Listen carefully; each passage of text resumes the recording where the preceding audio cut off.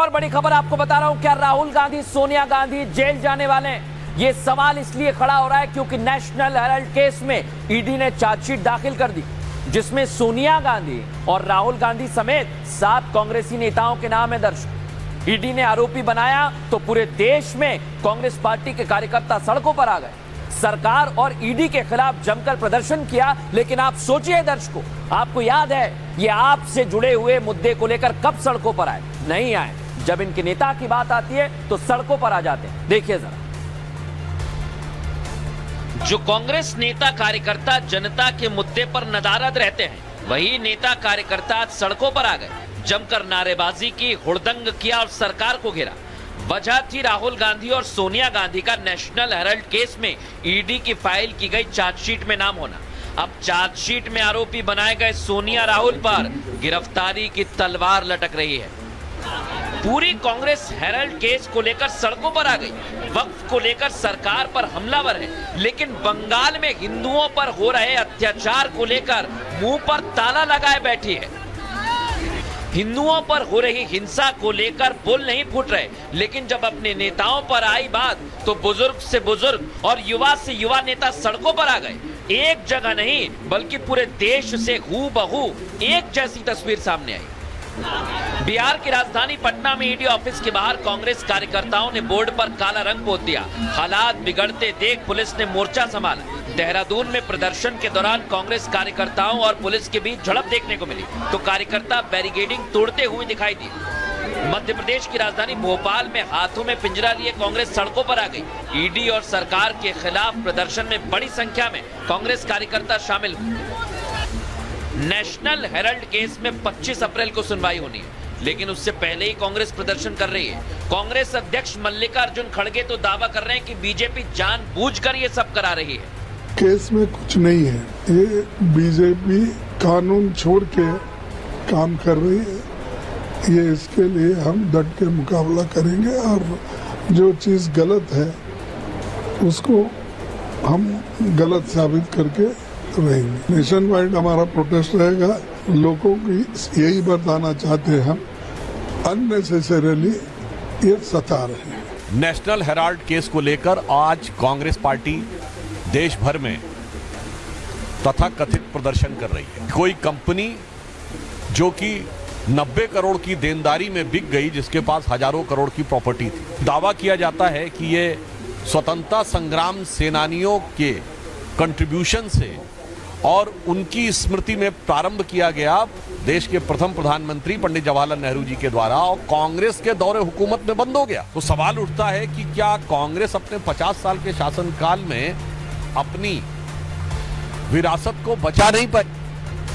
कांग्रेस के तमाम नेता प्रदर्शन कर रहे हैं। नेशनल हेराल्ड स्कैम में चार्जशीट दाखिल हो चुकी है, करोड़ों की संपत्तियां जब्त हो रही हैं। अब देखना होगा कि जिनका नाम चार्जशीट में है उनकी मुश्किल कितनी बढ़ती है।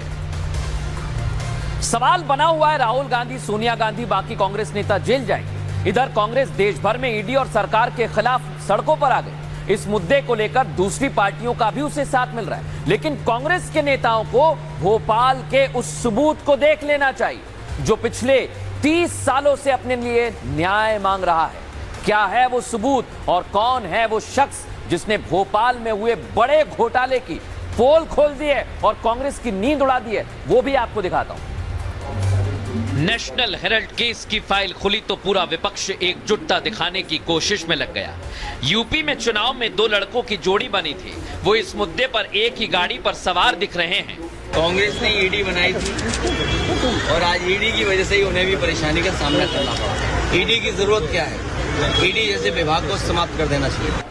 अखिलेश यादव कांग्रेस को ईडी का इतिहास बता रहे हैं कि कांग्रेस ने जो ईडी बनाई थी वही उन्हें परेशानी में डाल रही है। अब अखिलेश को सोचना चाहिए कि देश की जांच एजेंसियों पर सवाल उठाने के बजाय जांच को लेकर बयान देते तो अच्छा होता, लेकिन क्या करें, यूपी में एक गाड़ी के 2 पहिए जो बने हुए हैं, इसलिए बोल नहीं सकते। कांग्रेस के नेता राहुल गांधी का नाम सामने आया तो पूरी कांग्रेस पार्टी इसे राजनीतिक षड्यंत्र बताने लगी।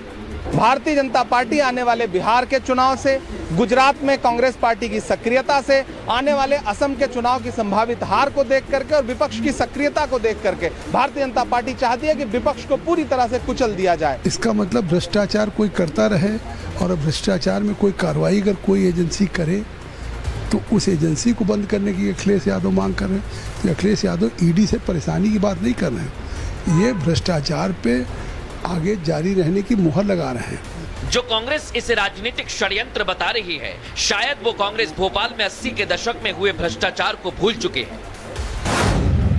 80 के दशक में मध्य प्रदेश के मुख्यमंत्री अर्जुन सिंह थे। भोपाल में प्रेस के लिए महाराणा प्रताप नगर में जमीन अलॉट हुई। प्लॉट नंबर 1 इंदिरा कॉम्प्लेक्स को दिया गया, जो एजीएल को आवंटित हुआ था। इस प्रेस में मैनेजर के तौर पर काम करते थे मोहम्मद सईद, जिन्होंने भावुक होते हुए प्रेस शुरू होने से लेकर बंद होने तक का सारा काला चिट्ठा खोल दिया, क्योंकि उनके जैसे करीब 80 लोगों को बिना सैलरी दिए बाहर कर दिया गया था, जिसके बाद से वो अपने हक के लिए कोर्ट में लड़ाई लड़ रहे हैं। 92 से केस चल रहा है अपने 92 से 10 बार। कहाँ चला लगाया केस? लेबर कोर्ट में चल दिया हमारा केस। हमने ये क्लेम करा कि हमारी ग्रेजुएटी, बचावत एरियस और अदर जो हमारा पेमेंट है वो भुगतान 1 करोड़ 70 लाख रुपए का हमने दावा करा। एम्प्लॉय का नहीं, सबका अपने। हाँ, इतना ही नहीं, किस तरह मोहम्मद सईद ने कांग्रेस नेता मोतीलाल वोरा से लेकर राहुल गांधी तक से मुलाकात की तो उन्होंने इसे अनसुना कर दिया और तब से वो 30 सालों से न्याय का इंतजार कर रहे हैं। उनसे बराबर हम वो करते रहे, मगर हमारी कोई सुनवाई नहीं हुई। किससे मिले थे? हम तो राहुल गांधी के पीए से मिले। राहुल गांधी जी जब ये पद यात्रा पे आते, अभी की बात है, उन्हें फाइल दी के लिए उसको हरि सिंह को दे दो। लिहाजा ये क्या, मोतीलाल बोरा जी से तो बहुत हुई है मेरी लड़ाई, किसी ने आज तक सुनवाई नहीं करी। सिर्फ कोर्ट के माध्यम से इनके वारंट निकलते हैं। बिना किसी तथ्य को जाने कांग्रेस के कार्यकर्ता सड़कों पर आ गए। उन्हें सोचना चाहिए कि जिन नेताओं की एक आवाज पर वो सड़कों पर हैं, उनके हाथ कितने काले हैं। कार्यकर्ता तो कार्यकर्ता। मध्य प्रदेश के सीएम रह चुके दिग्विजय सिंह कह रहे हैं कि केस में 1 पैसा नेहरू गांधी परिवार ने खर्च नहीं किया। नेशनल हेरल्ड के केस में 1 पैसा भी नेहरू गांधी परिवार ने अपने ऊपर खर्च नहीं किया है। 1 रुपया भी उन्होंने अपने काम में उपयोग नहीं किया है। शुद्ध रूप से ये prevention of money laundering act बनता ही नहीं है। नेहरू परिवार ने हर समय इस देश में अपने ऐशो आराम के लिए भ्रष्टाचार किया है। नेशनल हेराल्ड मामले में भी यही हुआ है। अपने ऐशो आराम के लिए उन्होंने कंपनी पर बेजा कब्जा कर लिया, इसलिए जो दोषी है उसके ऊपर तो कार्रवाई होगी। भ्रष्टाचार की जांच में कई नेताओं के नाम हैं, लेकिन इसे बदले की आंच बताकर पूरे देश में कांग्रेस सड़कों पर है। लेकिन मोदी सरकार का भी विजन साफ है, भ्रष्टाचार और भ्रष्टाचारियों को जड़ से खत्म कर देंगे। फिलहाल दर्शकों, न्यूज का एक्स्ट्रा में इतना ही। कल फिर आपसे मुलाकात होगी। नमस्कार।